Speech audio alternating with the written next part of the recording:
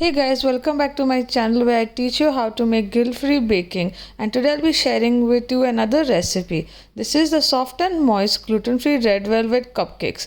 Before that, don't forget to like, share and subscribe my channel. So let's get started. In a bowl I have taken sugar, then I have taken my buttermilk, that's milk and vinegar which you set aside for 2-3 minutes and then add to the batter. Then I added oil and give it a gentle mix. Then you add cocoa powder. Mix well again. Make sure you don't mix a lot because of the vinegar, the batter might sit down. Then I added vanilla essence. I'm adding 2-3 drops of red color, but you can add beetroot color or beetroot puree also if you like. Once that is done, mix well again. You can also add an egg if you like in this recipe. Then I added my dry ingredients, that's rice flour, baking soda and baking powder.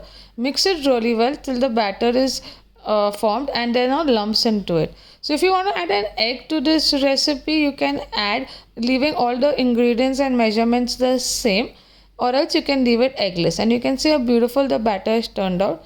So in a cupcake, I'm going to take the cupcake I've lined my cupcakes and I'm pouring the batter. Make sure it's not filled to the top, just half or 1/4 is fine.